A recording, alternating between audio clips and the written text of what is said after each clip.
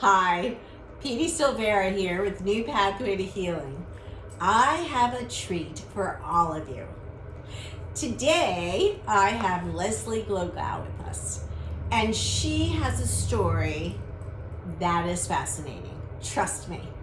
So I've been working with Leslie for a while, and we started doing some traditional therapy work, right? Yes.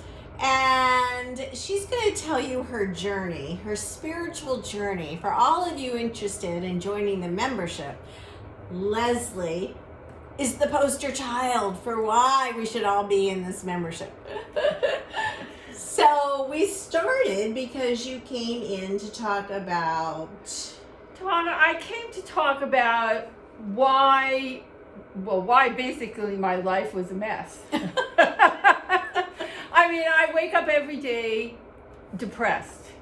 I would wake up and the dark cloud would come down over me and I was depressed. And my relationships were horrible. And just everything wasn't working. And apparently, unbeknownst to me, because when you're in the middle of it, you don't actually know it, my self-talk was abhorrent.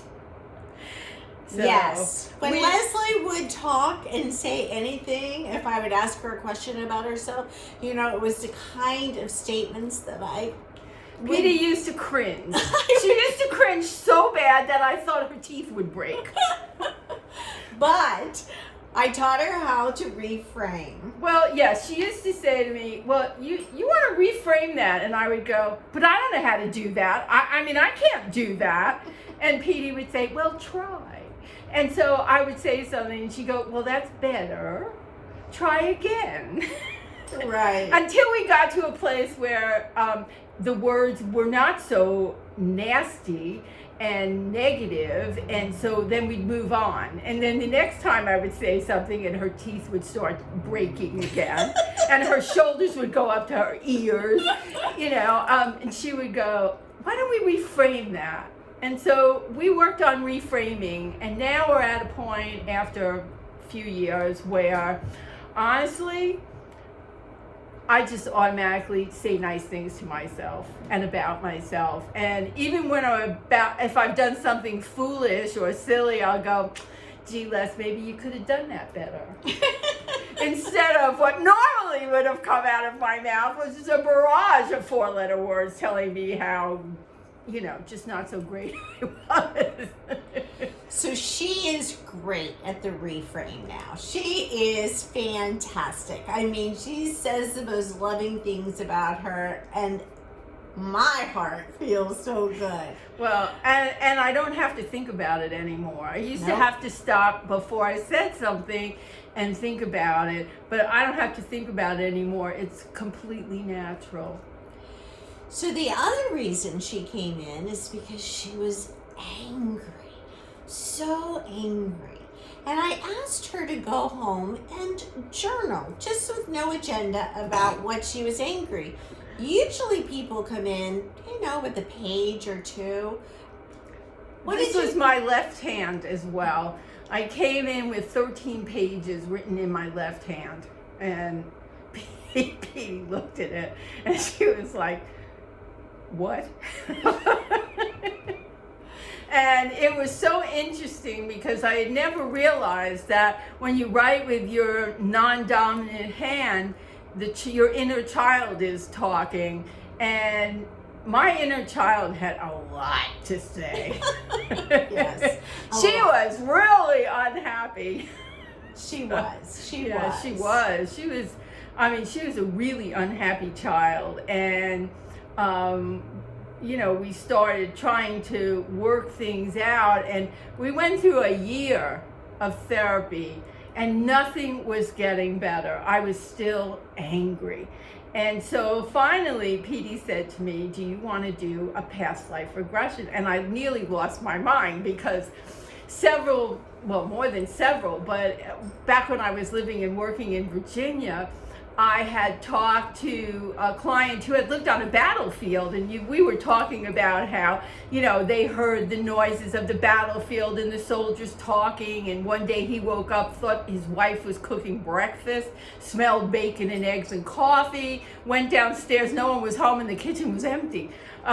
So we got to talking about all of that, and they mentioned the book, Many Masters, Many Lives, and I was like, I really need to make an appointment with Brian Weiss, but you can't make an appointment with Brian Weiss. It's like, at that point, it was like years before you could get in. But I read that book and I went mad. I just thought, I have to do this. And then Petey said to me, do you want to do this? And I said, oh my God, I read this book. She goes, well, I trained with him. So it was like kismet, it was like meant to be. Yes. So she was very much embracing this whole concept of past lives and very curious. And so we wanted to see where her anger stemmed from. So, well, we did the usual thing, I imagine, is you go back to some life. Well, when I went back to being not a slave, but a worker in Egypt. I was a young man, and and I was working on the pyramids and all of that. And I guess, life wasn't that happy back then. But, it kind of made me see how my motor skills, where they kind of came from, because I can do anything with my hands. And so, I learned that I was a stone worker and that kind of thing. So that was very interesting, but that wasn't where my anger came from. So we did another past life, and, I found that, I'm not sure what we did, where I went the next time, but I ended up at one point in Paris during the French Revolution, and I was a servant girl in the house of a really wealthy family, and I got caught in the street, backed up into against a building when the mobs were running through, like holding heads, blood flying, and it was like a horrifying experience. And that gave me an answer to my claustrophobia, not necessarily to my anger. But just to say, and when you're in that very painful place, I move you to a position of observer. Right. So you don't have to always feel that pain each time you re-experience it. Right. I was totally an observer there. I wasn't feeling any pain. Because you don't want to relive that.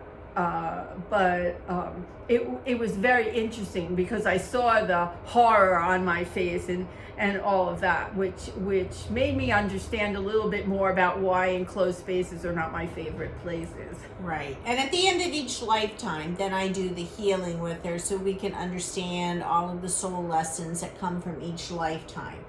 So there was anger issues with... Well, I had a relationship with the person who was, in fact, the love of my life, but because of the way I felt about myself, I allowed myself to be treated as an afterthought, and this went on for 30 years.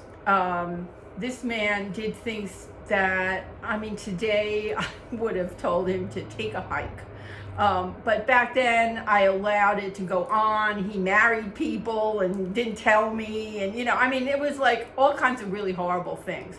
And it was abuse, really. And I was so angry because when we finally got together at what was the end of his life, the last few years of his life, he finally had promised me that we were going to be together. He admitted how much, he was I was the love of his life. We were soulmates, blah, blah, blah. And it never happened because he committed suicide. And so the anger that I had there was out, it was eating me up alive.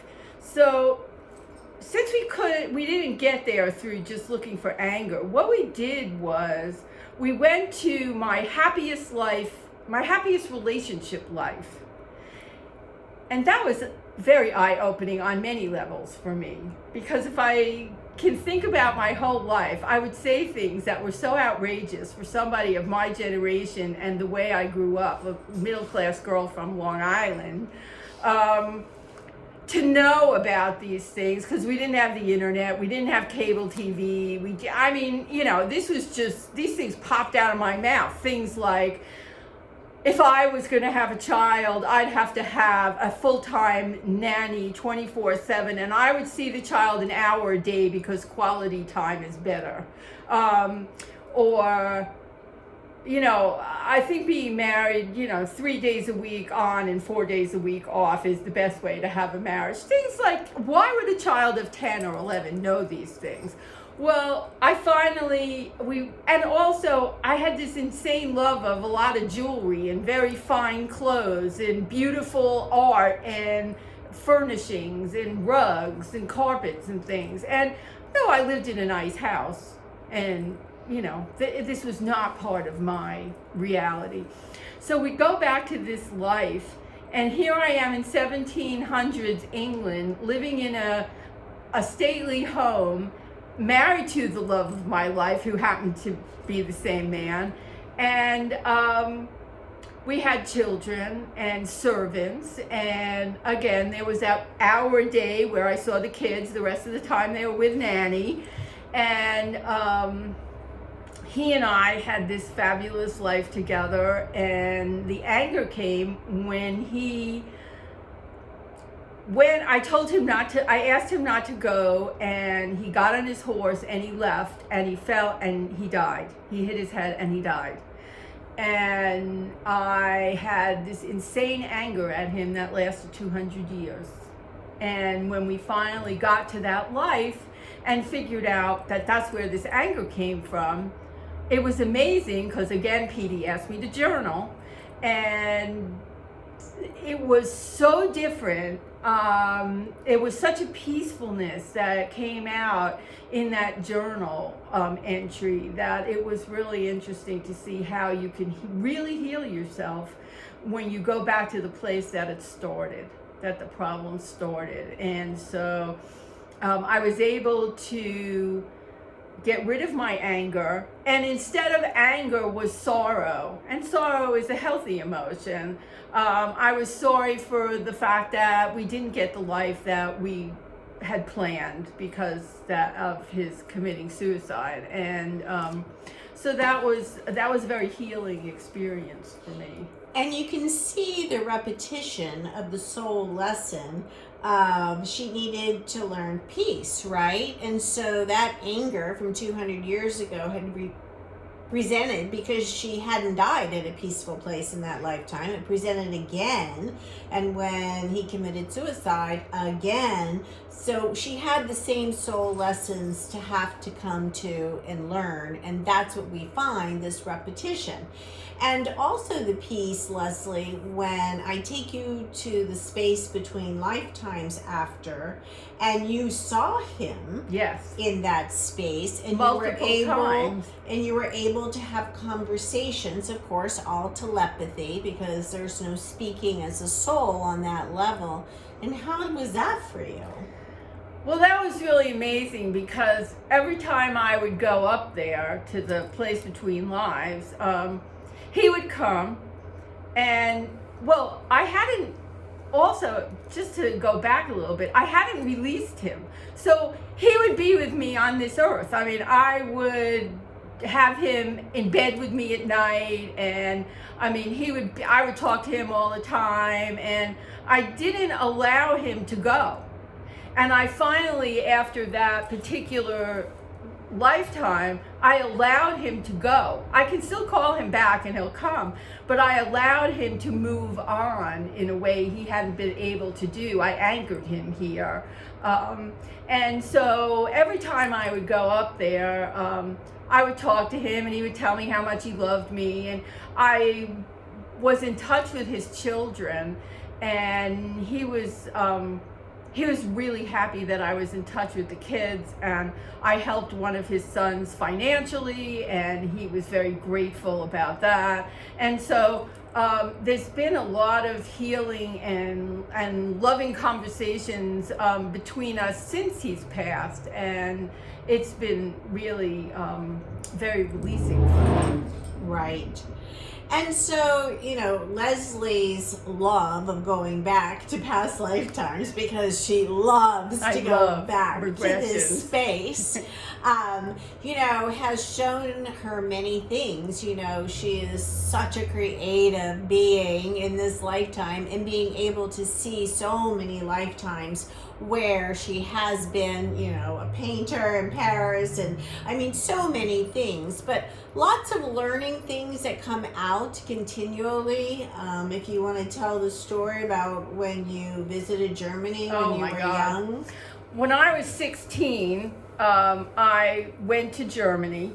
I was on a tour, not a teen tour. I did the Experiment in International Living, where you live with a family and then you do some traveling.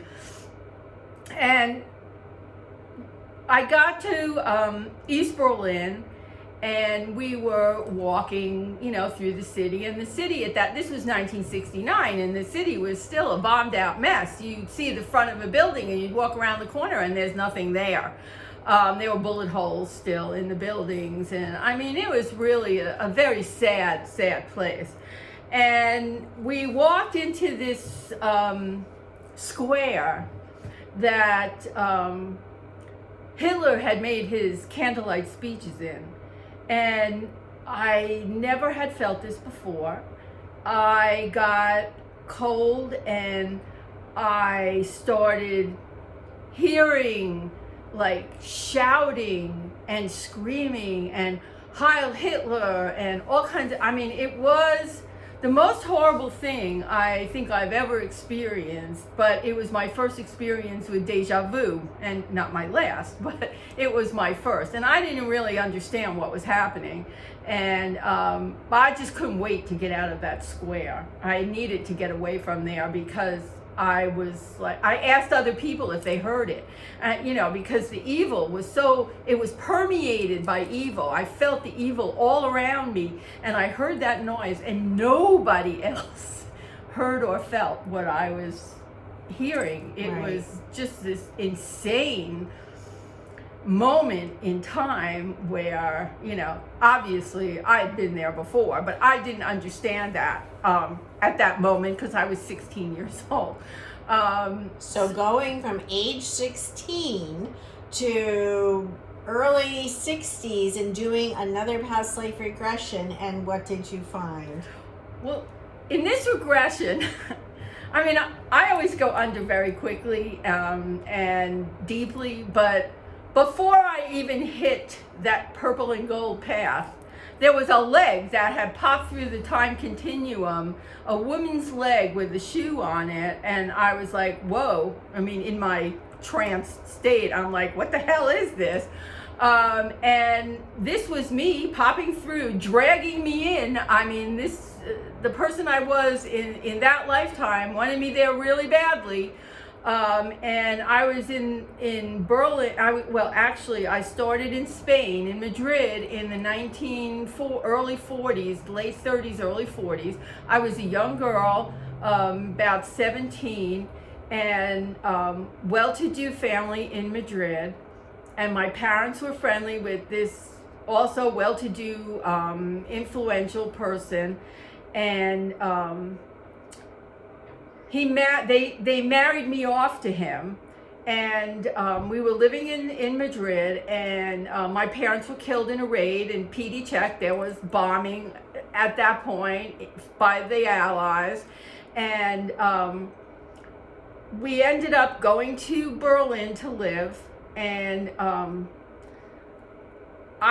the only thing about that marriage that I liked, because I hated my husband, the only thing I liked was we were rich, and I had lots of jewelry and clothes, and I do love jewelry and clothes to this day. And we lived in a lovely apartment, but he was a Nazi, and a high-placed Nazi. And I went to a party where Hitler and Eva Braun were, and I met Hitler, and Petey said the look on my face was one of such sheer and utter horror and disgust. But there I was with my husband, who I hated, standing in front of a man who was the most vile person on ever, and and his mistress, and there I was in the middle of all of that. And what I did, apparently, because even in my quiet way, I apparently was a bit of a rebel. I used to help hide Jews to get them out of Germany, and right under my husband's nose, in fact. And I then was killed at the age of 24 in a bombing raid, and I was very happy to leave that life. I couldn't live that life. That was horrible. And so she discovered where the deja vu came from when she was 16. Right. When I was 16, I discovered that I actually lived there, and I actually obviously was at these speeches and in that square, and horrified. And what were some of the soul lessons? That you would never be oppressed again. Right. And I, yeah, and nobody was going to force me to do something that was against my will and against what I felt was right and moral.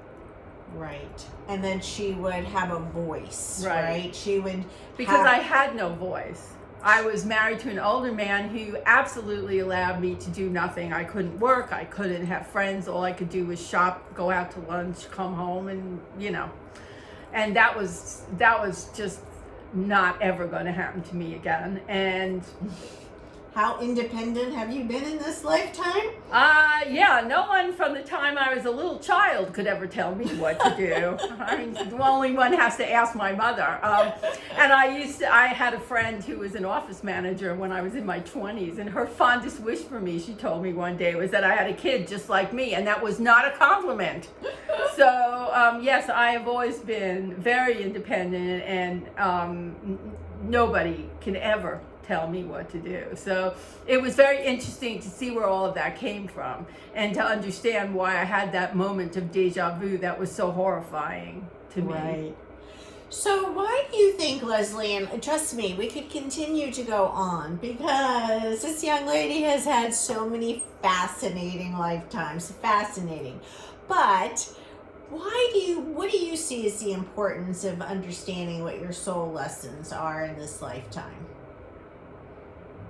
I think that it helps, soul lessons help you to live a better life and to be more compassionate to others, and to really just make your own life so much more fulfilling, because it allows you to be open to the experiences that you get put in front of you. Because if you're all knotted up with not understanding why things happen to you, you basically aren't open to new and exciting things. And as I've progressed through all of this, I've learned to be open to, well, I was always open to everything. I was never afraid of anything, but I am open in a different way. And I've learned to accept things. Things happen for a reason. So we all, instead of fighting it, you learn to accept it and work with it and live with it and make the best of it. And I think your soul lessons help you to do all of those things. And so you can understand all of these things present in life, but it's how you choose to respond, Right. understanding what your soul lesson is. So understanding you need to have a voice because it was suppressed in many different lifetimes, and finding that voice and having unconditional love for yourself to express things in a healthy way, right? Exactly. So, I've been to lives where I've been a painter. I've been to lives where I've been, a farmer, which was so interesting because I've always had a brown thumb. And now, That was your happiest lifetime. my happiest lifetime, I was a farmer in Italy. I owned an olive farm. And I have to tell you that for my entire life, if I touched it, it died.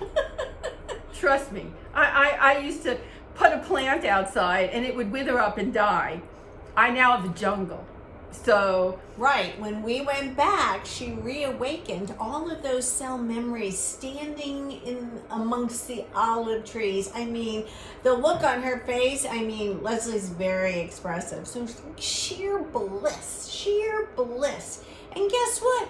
After that lifetime, re-energizing those cell memories. my garden is unbelievable. People call it the jungle. It's just amazing, really. And I mean, from somebody who couldn't keep a house plant alive, I now have the most beautiful garden, and that was from one of those past lives. I mean, so many interesting things and so many things to learn. And as I progressed and learned and became more open, I'll never forget the first time that I was in the resting place, the healing place, and my body started to vibrate. And that was, I never wanted to come back. I mean, that feeling was so incredible. With my whole body vibrating, that was amazing. So I'll just stop her for a second. What she's talking about is when your soul rises above a body from that past life, you're drawn up to the light. So there is a light source where all souls go for further healing from lifetimes. And so this is the space where she was in, and it's beyond words. It's beyond words. There's no word to describe it other than it's the most unbelievable feeling that you'll ever have when this happens to you for the first time. I mean, you just like lying there going, oh my god, this is so amazing. Yes. So and in this space, after you leave there, you're able to meet your spirit guides. I mean, we did a thing out in the office years and years ago where we were doing guided meditations, and my spirit guide came, and he was like, I didn't understand what that meant either. He was a guy with a beard and a hawk. And so I was like, oh yeah, beard and a hawk. And they're going, oh wow, that's really important, you know. So I've had some interesting experiences in doing all of this, and I'm always wanting to do more because it's so fascinating. I call it my expensive nap time travel, and I just love it. You go places and you see different lives. I mean, I've been some interesting people in history. So the reason we're sharing all of this is because, I've started a membership called the Soul Learners Membership that's opening the doors October 1st. So we only have another day and a half before it begins. And so I created sort of an assessment tool to see where you're at on your spiritual path. And we start at 1 and we end at 5, which is kind of you are the light, right? You've arrived. And so it's very interesting giving it to Leslie. And when we first initially started our work a few years ago, you were... I was a 1, if that. I laughingly said I was a -1. And we just recently took it again, and you were a 4. A 4. So such growth. And so you say, well, gosh, why would I even want to be in a membership if I'm like at a 4? So what do you find sustains your ability to stay on your path? Well, I think some of it is I keep coming here. I mean, I always, people say to me, when are you going to be done with therapy, And my thought is, I come here for an hour a week, I talk about myself. So it's a safe place to just talk about myself. And that helps me stay focused on my journey. And the other thing is I've got rid of all this baggage. So I don't have anything tying me to the past of all that negativity. And so I am able, because of that, to just go forward. And I start just looking for new things to look forward to, and things to work on and make changes with, and and just keep walking down that path of self realization and self-expression and learning. And because basically the journey has transitioned from being the therapist with Leslie to being the coach with Right. Leslie, because we don't need to go there anymore. We work on these things so she can move forward spiritually. And so for you to be in the membership because of such topics still as past life regression, between lifetimes, dream interpretation, letting go, forgiveness, all of these 12 months of topics, soul contracts, there's just a whole series. What would that do for you, even with all of the work that you've done? well, I think in thinking about we talked about level 5, and I was going, yeah, no. I think there's still some work to do. Because there are some things that I still don't feel, I know are not at their optimum place. And when I kept saying no, I'm not 100% forgiving and forgetting. No, I do not.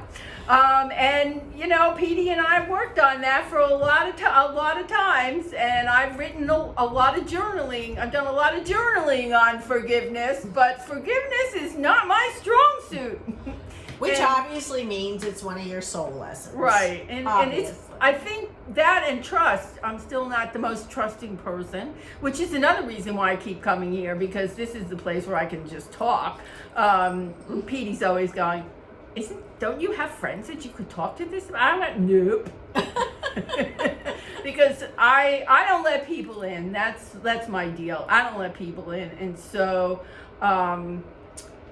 that's something that still needs working on, because that's my trust issue. And I know everybody listening isn't going to believe this. This lady doesn't let people in. Did you just hear how openly honest and transparent this young lady has been today? It's like unreal, right? But she doesn't. But no, she doesn't talk anywhere on this level except something that's magical about this office, I think.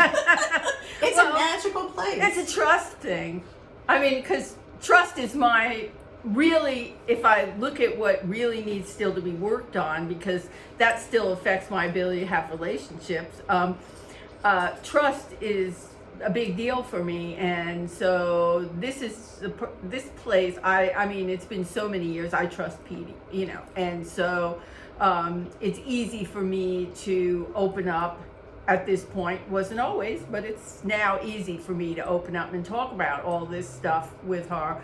And so I need to be able to maybe not open up and talk to other people about this, but we'll see. But I still need to be able to open up enough to trust another human being to have a relationship with them. And that I'm speaking about male, female. And so, there's still work to do in this life. Well, I love your transparency. It's so refreshing. She's so honest, so deadly honest, which is wonderful. So last question I would ask you, for somebody thinking about joining the membership, there's going to be a community for people to chat in. You'll have your own special place to access the teaching lessons and all of that. But what would you advise? So if they don't know me, right? They have never met me. What would you advise somebody for entering a membership with me? Well, you've got to be open. That's really important. You've got to be open. And Petey has a website. She's got all kinds of information about herself and testimonials. And I would do a little research, because I'm a researcher. If somebody has come here, talk to them a little bit about it, and get comfortable, because you can't be open if you're not comfortable.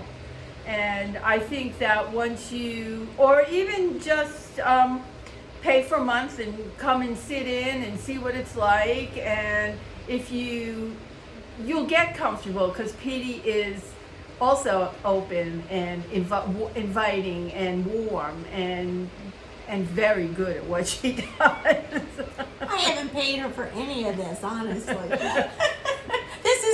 off the cuff right here. But it's true, you know, and you will benefit. I mean, you will really benefit from this because it's changed my life. And yes, I've done a lot. All mine has been one-on-one and all, you know, that. But this will change your life because even in the group settings that we've done things, I've learned stuff. And so you'll be in a group membership with people who have been at all different stages of their journeys and who have done a lot of regressions like me and done less. Some have done a few, but you know, you can learn from all these people as well as from Petey, and it could be so beneficial to changing your life to the direction you want it to go in. Because we all obviously want to make changes or we wouldn't be here. Thank you. Thank you, welcome. thank you, thank you. It takes a lot of guts to be so honest and put yourself out there, and I really appreciate it because if one person you change their life, it's going to be wonderful. But I have a feeling it's going to be more than one Well, because I hope so. this video is going to be around for quite some time because she's great. She's great. Like, I probably have never had a client that has done so many lifetimes. We often say we're going to write a book together because her lifetimes are amazing and wonderful and just thought-provoking, and so many people can learn from them. But Leslie, you have been a doll. Thank you so much. You're welcome. It Thank was you. my pleasure and great fun. We'll see you all later. Bye. I hope we see you in the membership. Yes, come to Sign the up. membership. Sign up and change your life. You only have one more day. We'll see you soon. Bye.